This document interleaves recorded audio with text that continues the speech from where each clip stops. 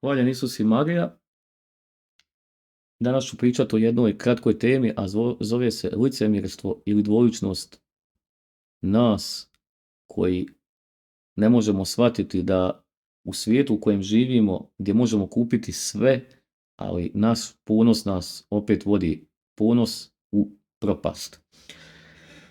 Ako mislite o čem pričam, svako ko posluša video, kad ode u trgovački centar i nek stane pred izlog gdje se prodaje kruh, i nek stane sa strane i nek promatra ljude koji dolaze kupiti kruh.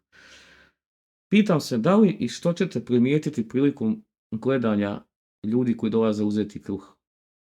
Evo šta sam ja ne skužio nego vidio i sad nakon krštenja sa nadahnućem Duha Svetoga onako stojim i razmišljam u sebi, ljudi dolaze i biraju kruh. I govore ovako, uzet ćemo ovaj, možda ovaj bolji, a ovaj bolji, uzet ću ovaj bolji kruh. Ma ne, čekaj, uzet ću možda ovaj bolji od ovoga. I ti stojiš sa strane i gledaš 21. vijek i ti osuđuješ na način da ti si netko i nešto u ovome svijetu da kažeš da je ovaj kruh bolji. Samo se zapamtite koliko danas u tvojoj ulici, u tvom gradu, u tvojoj državi i u ovom svijetu djece nije imalo za stolom kruh. Koliko obitelji danas nije imalo za kruh. Koliko je danas beskućnika hodalo i tražilo po kontejnerima da nađe možda neku koricu. Koliko je danas ljudi leži u bolnicama, leži po kućama, teško, možda pokretni ili bolesni i traže onu šnitu kruha da pojedu. Ali ne, ti kao jedan čovjek zdrav i sve si došao da osudiš u smislu koji je bolji kruh. Da li ste se ikad zapitali? Da li ste se ikad zapitali, pa sve imam, mogu kupiti kakav god hoću kruh, ali ipak ću reći da je ovaj kruh bolji od ovoga. Zamislite na koju si stupanj svoje svijesti došao kada biraš koji je kruh bolji. Evo, to je jedan mali test koji možete stati pokraj i malo pogledati ljude koji hoće kupovati kruh, koji govore. Pa čak i u obitelji, vjerojatno vam neko kaže, ej sine, hoćemo uzeti ovaj kruh. I onda kažete, pa da uzmi ovaj pa krene svađa. To je tako kod mene bilo. I da se ja sad samo odaljim kad se treba kupiti kruh, jer ne želim ulaziti u prepiljke koji je bolji i to zato što je svaki kruh dobar, ali ja ne mogu utjecati na riječi drugih zato što drugi ne mogu shvatiti moj pogled. Kada bi drugi shvatili moj pogled, onda bi vidjeli koliko je život zapravo jednostavno kad idete putem Božjim, jer Bog je ljubav, a mi smo ljudi koji, nažalost, ako možemo osuditi koji je kruh bolji, onda se zapitajte zašto živimo u licemjernom društvu koji osuđujemo jedne druge. Ako smo u stanju kruh koji ćemo jest osuditi na način da ćemo reći da je ovaj bolji od ovoga, onda se ne mogu ni čuditi kad osuđujemo se u društvu, kada jedan drugog govoramo u društvu, kad ovaj drugi ode, kaže, ma ovaj čudan, ovaj nije baš. Da li ste se ikad zapitali na to?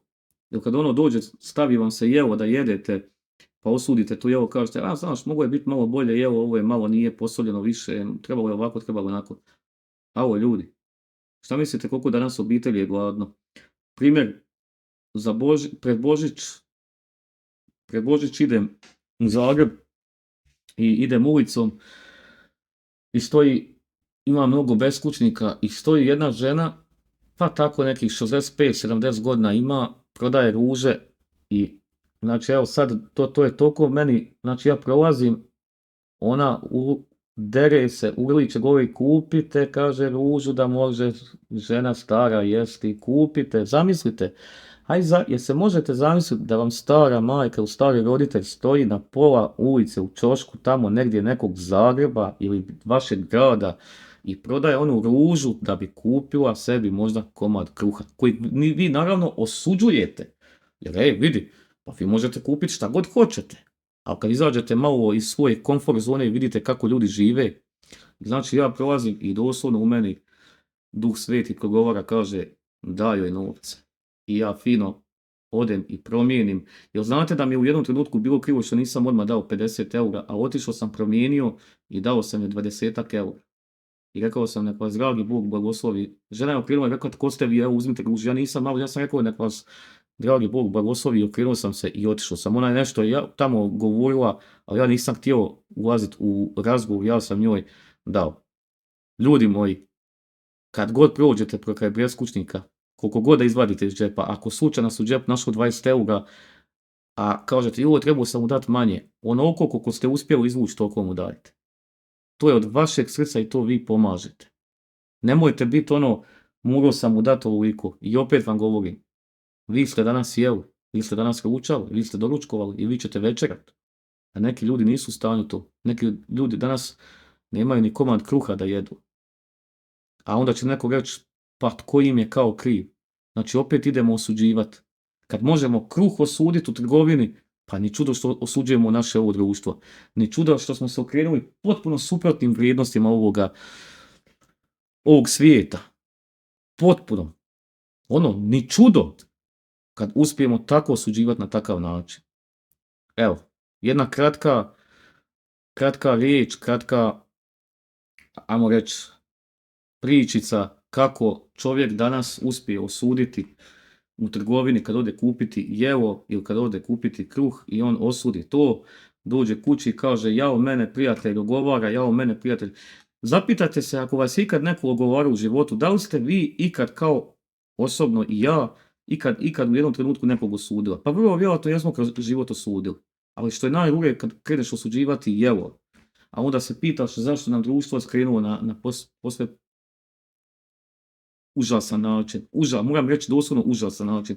Mi smo se doslovno prepustili osuđivanju, licemjerstvu i dvoličnosti ovoga života. I neko će reći sad opet, o čem ovaj priča? Pa ja vas pitam onda, ako za vas neko kaže neku pomalo lošu riječ, zašto vas ta onda riječ dira? Zašto vas ta riječ dira ako vi kažete da vas to ne dira? Ako vi kažete, recimo, ovaj je ovakav, vidi sad ide na mise, sad je on postao ovakav. Zašto vas to dira, a zašto vas dira onda riječ ako je neko za vas nešto rekao? Zašto vas dira riječ ako vas je neko osudio? Zašto vas to dira? Zato što vi osuđujete isto. Isto osuđujete. Ja kažem, tko god kaže za mene nešto, ja ga blagoslovim. Ja ne mogu više, ja kad bi sad osuđivao neko ko kaže za mene nešto loše, ja bi bio onda još gori. Upravo to krećemo sa kruhom. Vi ste osudili kada ste ušli i kažete ovaj kruh je bolji a kad vas neko osudi, onda vama bude krivo. Zašto? Zato što ste isto, vi tako volite osuditi. Umjesto, ako vam neko kaže pogrebnu i lošu riječ, vi ga blagoslovite, zagrlite ga. Poželite mu sve najbolje. Nemojte uopće ulaziti u prepirke. Samo recite, najbolje, prijatelju, nemamo šta ljutnje, idemo drugu temu, ćemo se družiti, nećemo, eto, kad se ti ohlaziš, nikakvih problema, ja sam uvijek tu, ja ću te uvijek čekat, otvorit ću ruke za tebe i to je to. Ali, kad vas neko osudi, to boli. A zašto boli? Iz konteksta što i vi volite nekad osuditi. A osudite nije dobro jelo, trebao sam uzeti ovaj kruh, ovaj malo je tvrdo, kad kažu, i malo se kao raspada, možda je dan, dva je možda stojio, uzeo si ga, pojedi ga. Jer danas mnoge obitelji nisu imale tu priliku da pojedu kruh. Ali eto, imaš sve pa kaže, imam sve ko mi šta može, jel? Ali kad te neko osudi, to onda boli, jel?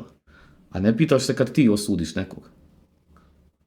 Evo, to je jedna kratka, lijepa riječ, blagoslovljeni bili i nek vas dragi Bog čuva i malo promatrajte i osluškujte kad odete u trgovinu.